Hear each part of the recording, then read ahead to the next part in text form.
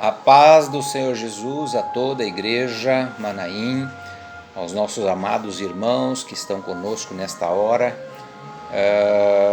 Esse é o domingo que celebramos a Páscoa, o mundo comemora a ressurreição do Senhor Jesus Cristo.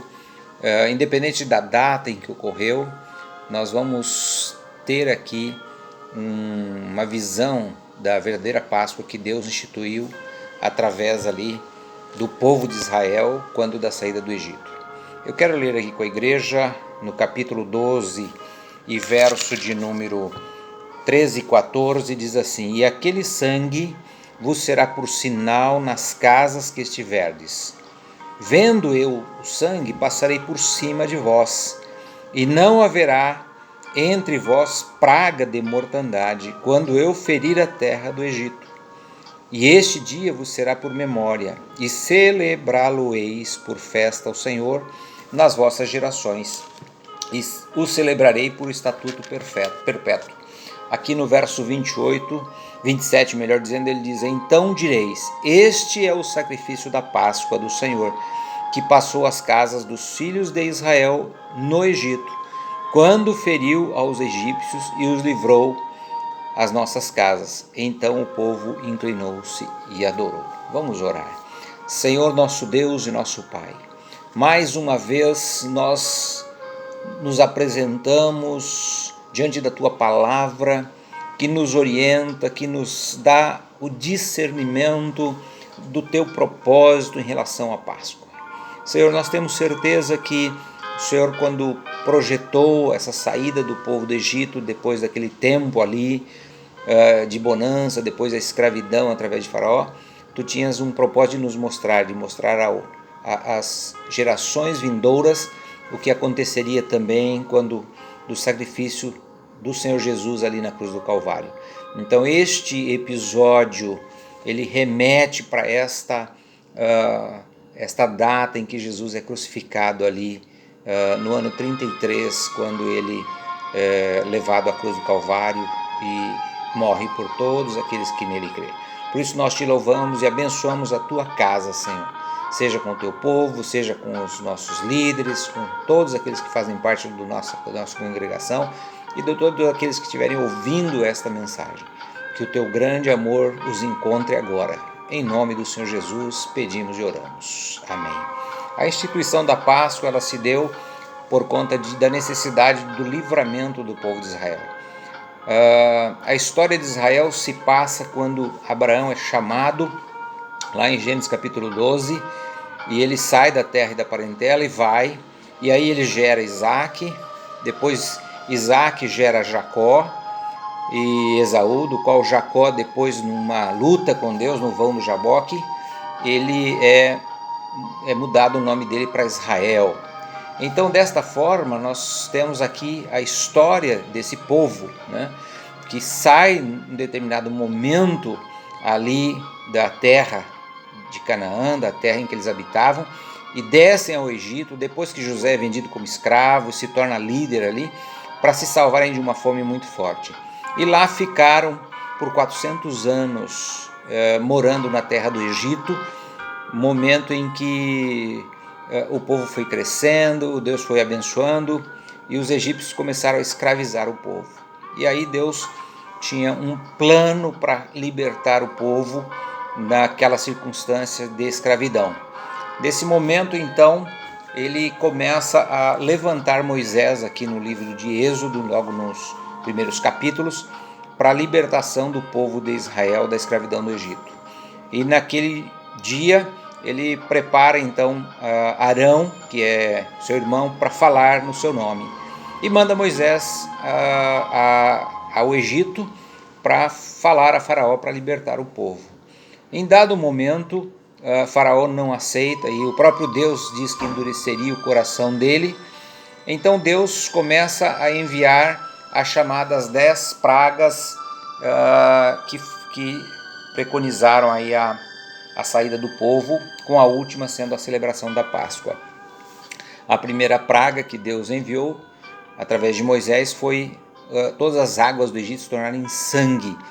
Deus permitiu que através da vara de Moisés, ele mesmo operou ali um milagre de transformar aquelas águas em sangue, dos rios, das nascentes, todas as águas que tinham, exceto os poços que foram cavados para eles beberem. Mas Faraó, endurecido no seu coração, não deixou o povo sair para adorar a Deus. Deus manda a segunda praga, que foram as pragas das rãs. Também ainda Faraó não aceita, não se detém, continua duro na sua decisão de não libertar o povo. A terceira praga foram as pragas dos piolhos. Imagina todo mundo com os piolhos coçando a sua cabeça. O povo de Israel era livre de todas essas pragas, Depois a quarta praga foram das moscas, em que Deus manda ali um enxame de moscas muito grande sobre o Egito. E Faraó continua endurecido. A quinta praga foi a peste dos animais, dos quais morreram as vacas, as ovelhas. Mas Faraó não quis saber. Ele se mantinha um coração de pedra para manter o povo ali sobre a tutela, sobre a sua jurisdição, sob o seu comando, escravizando cada vez mais o povo. A sexta praga, Deus envia úlceras sobre o povo do Egito. O faraó não se move, continua firme. A sétima foram saraivadas fortes, vindo também sobre o Egito. A oitava foi de gafanhotos, consumindo toda a lavoura, toda a plantação. O faraó continuava duro. A nona foram pragas de trevas, imagina, totalmente escuridão, que não conseguia enxergar um nem enxergar o outro. E Faraó continuou ali, através dessas 9 pragas firmes, no propósito de não libertar o povo. Então Deus faz a última e derradeira demonstração do seu poder ali no Egito, através da última e derradeira no sentido da libertação do povo, porque depois tem um milagre também, já naquela saída do Mar Vermelho ali, quando os egípcios morrem afogados ali. Mas em termos de libertação, essa foi a derradeira, a 10ª praga, em que Deus então começa a manifestar a sua glória através da saída do povo. Então a ordem de Deus era que cada família constituída por famílias pequenas ou grandes, as grandes deveriam deixar um cordeirinho preparado, e eles deveriam estar preparados também, e depois naquela noite eles sacrificariam aquele cordeiro. Aquelas famílias pequenas sacrificariam um cordeiro para cada 2 famílias, para não haver desperdício. Deus pensa em tudo, e houve então o sacrifício, e o sangue derramado daqueles animais foram passados nas vergas, nos umbrais, nos batentes das portas, porque Deus disse assim: onde tivesse o sangue, ele não permitiria que o anjo da morte entrasse. Então toda a terra de Israel, todo o povo de Israel, melhor dizendo, fez a matança dos animais, passou ali o sangue e prepararam aquelas carnes assadas, como Deus tinha ordenado, para que eles pudessem estar preparados, porque Faraó iria determinar a saída deles por conta da última praga que Deus havia de enviar, que seria a morte dos primogênitos. Então naquela noite, quando eles estavam todos prontos, eles comeram, ficaram preparados, todos prontos, com roupa, vestidos, todos. E naquela noite o anjo da morte passou, e ele feriu os primogênitos de todos os filhos de Faraó, de todo o povo do Egito, e dos animais. Tudo que era macho, primogênito, morreram, inclusive filho de Faraó. Então Faraó decide libertar o povo, decide deixar o povo ir. E aí o povo então, com ordem de Deus, celebra aquele dia, a Páscoa, a primeira Páscoa, através do sacrifício ali daquele cordeirinho. Então hoje nós vemos que a Páscoa ela tem uma conotação que o mundo implementou, com ovo de chocolate, com coelhinho, desfigurando o verdadeiro sentido, como no Natal também. Nós vemos pinheirinhos, que não tem nada a ver com o nascimento de Jesus. Mas, deixando isto à parte, a verdadeira Páscoa é essa. Ela refletia o futuro em que o Cordeiro de Deus, o Leão de Judá, a raiz de Davi, a resplandecente estrela da manhã, o Emanuel, Deus conosco, Jesus Cristo, do qual Isaías profetizou no capítulo 9, verso 6, um filho se nos deu, um menino nos nasceu, e o seu nome será maravilhoso, conselheiro, Deus forte, Pai da eternidade e príncipe da paz. Então, essa Páscoa, ela remeteu lá para o ano 0 da era cristã, quando Jesus nasce, depois no ano 33, quando ele vai ali sobre a cruz do Calvário e ele é sacrificado por conta dos nossos pecados. Então a Páscoa verdadeira, ela está refletida nessa instituição do sacrifício para que haja libertação. Jesus morreu na cruz para que nós tivéssemos liberdade, para que nós tivéssemos vida eterna. Ele morreu, ele ressuscitou no terceiro dia. Quando as mulheres chegaram naquele domingo de manhã, ou no primeiro dia da semana, para nós hoje considerado o domingo, elas observaram ali que o túmulo estava aberto e que não havia mais um ser morto ali. E ela pergunta: onde colocaram o meu Senhor? Mas o próprio Jesus responde: estava ali junto delas. Então a Páscoa, ela não é uma ação humana, ela vem diretamente de Deus, através da instituição, da necessidade que Deus viu para que o homem fosse liberto.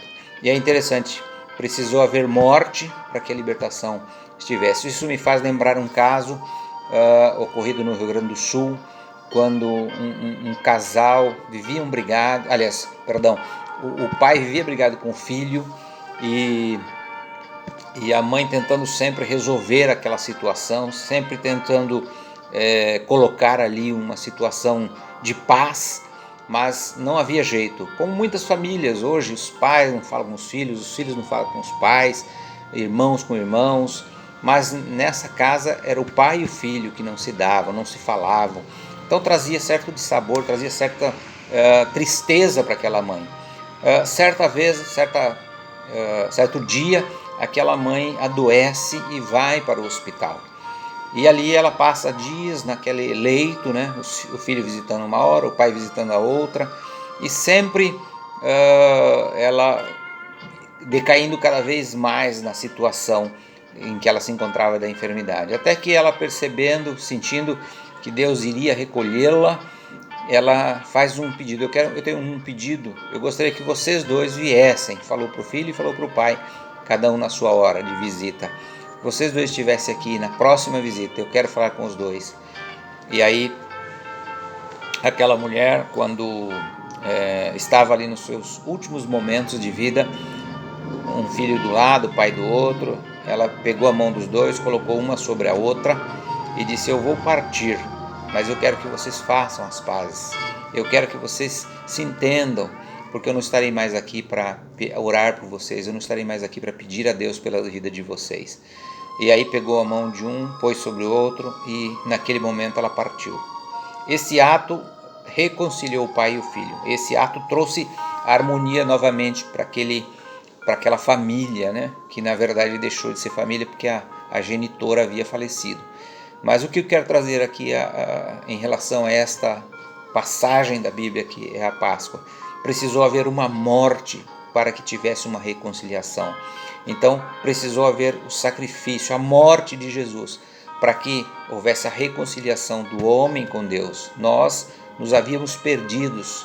Quando Adão e Eva pecam, entrou o pecado no mundo, entrou a morte, e aí houve a separação do homem com Deus. Então Deus precisava trazer de volta essa reconciliação, unir o homem através do sacrifício.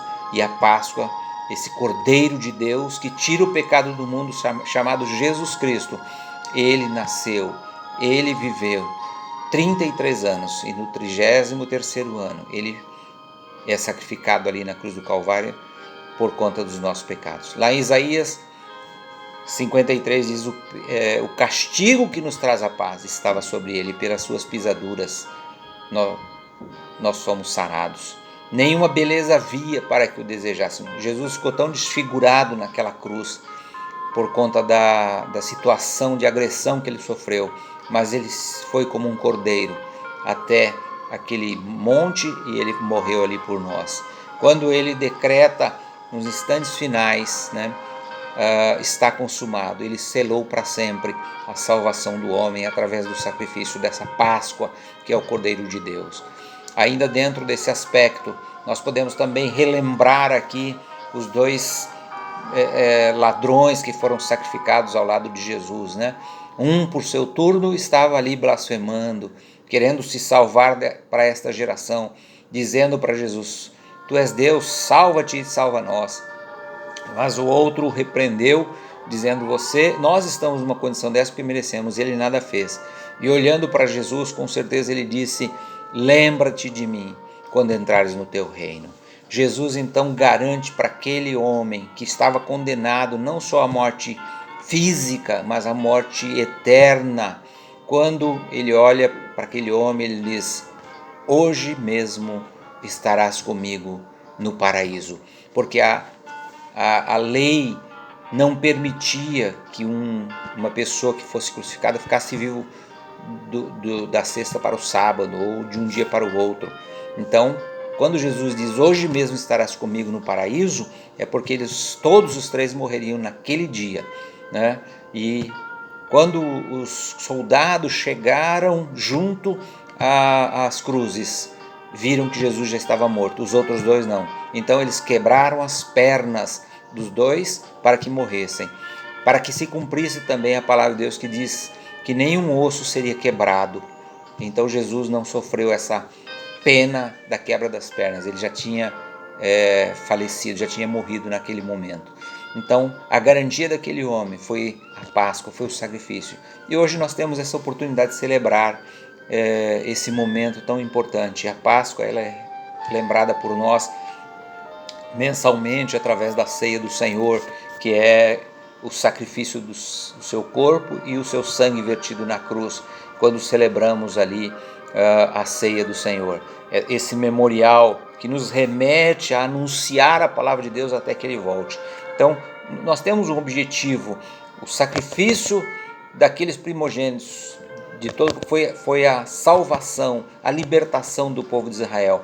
O sacrifício de Jesus é a salvação do homem, é a libertação do homem, é a vida eterna para o homem. Então nós devemos lembrar sempre que Páscoa tem relacionamento com Jesus, tem relacionamento com salvação, com libertação, e nós somos livres. 8,36 diz: se o Filho vos libertar, sereis livres. 8,36 de João.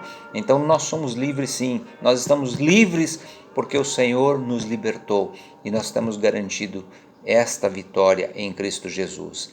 Eu tenho certeza que esse ano, com toda essa luta, nós estamos aqui aprisionados por conta dessa situação. Alguns não estão trabalhando, mas é uma situação que daqui a pouco Deus vai passar e vai destruir todo esse vírus, toda essa situação maligna, né, criada aí, seja pelo homem ou seja pela própria natureza, mas na permissão sempre de Deus e no comando dele, para exterminar e nós voltarmos à rotina. Mas um Brasil diferente, uma nação diferente, uma nação que vai orar, uma nação que vai buscar mais ao Senhor, lembrando que essa libertação está relacionada também com a morte de Jesus, que é a nossa Páscoa, a nossa vitória, a nossa vida eterna. Igreja, é tempo de nós nos concentrarmos, é tempo de nós nos apoiarmos em Deus, na sua palavra. Oséias 6,3: conheçamos e prossigamos em conhecer ao Senhor. Isso quer dizer que Ele está nos dando uma ordem para cada dia meditar, conhecer mais. Eu estou conhecendo hoje, vou conhecer mais amanhã. Conheçamos e prossigamos ao Senhor nosso Deus. Então, que cada um de nós estejamos atentos a essa palavra de Deus, a esse ministrar de Deus para as nossas vidas. Podemos comer o ovo de Páscoa? Sim, por que não? O que nós não podemos é associá-lo à Páscoa, à verdadeira Páscoa, que é o sacrifício, para não desvirtuar a verdade, porque a verdade é a palavra de Deus, né? Podemos ter um coelhinho, dar um coelhinho? Claro que podemos, não há problema nenhum. A questão é dissociar esse momento, né, cultural que os homens implantaram, que foi colocado aí para que o mundo inteiro comemore, aqueles que não conhecem a Deus verdadeiramente, daquela Páscoa verdadeira que é o sacrifício do Senhor Jesus ali na cruz do Calvário. Portanto, meus amados irmãos, diz lá em Coríntios 15:58, sede firmes e constantes, sempre abundantes na obra do Senhor, sabendo que o vosso trabalho não é vão no Senhor. Então eu quero encerrar essa mensagem dizendo que a nossa Páscoa está aí, ser firme, constante, buscando a presença de Deus até o momento da volta do Senhor Jesus. Aí então nós celebraremos a Páscoa final com Ele lá nos ares. A igreja tem que estar preparada e eu estou orando por vocês, eu estou colocando diante de Deus a cada um de vocês, cada dia, para que vocês estejam no conhecimento da palavra de Deus. Por isso eu quero orar com você agora. Eu gostaria que você fechasse os seus olhos e estivessem comigo nessa oração. Senhor meu Deus e meu Pai, mais uma vez eu te louvo pela tua palavra. Eu te louvo porque ela é a verdade. A incredulidade do homem não anula a verdade da palavra de Deus. E neste momento em que nós estamos aqui, em que o mundo comemora e celebra essa Páscoa, a ressurreição do Senhor Jesus, eu quero declarar que nós estamos convictos e certos dessa ressurreição e estamos aguardando a volta do Senhor. Por isso nós fazemos isso em memória do Senhor. Então que cada um nessa noite, meu Pai, neste domingo chamado domingo da Páscoa, receba do Senhor. Quem ver esse vídeo, receba do Senhor a verdadeira Páscoa, o verdadeiro amor, que o sangue do Senhor Jesus esteja sobre cada vida, limpando, tirando os pecados e trazendo a vida eterna. Senhor, nós te louvamos, nós te engrandecemos. Por isso, meu Pai, encerrando esta mensagem, eu quero te agradecer. Recebe a nossa gratidão, recebe a nossa adoração, recebe o nosso louvor, meu Senhor, para todo sempre. Até o dia da volta de Cristo estaremos aqui ministrando a tua palavra e aguardando esta bem-aventurança que é o retorno do Senhor. Abençoa a tua igreja Manaim, os pastores, abençoa os diáconos, os levitas, os obreiros, cada membro, cada um daquele que faz parte, meu Pai. Ali o nosso círculo de oração que continua firme na batalha, na trincheira da oração, clamando a Ti. Por isso, ó Deus, seja conosco. Te louvamos em nome de Jesus. Amém.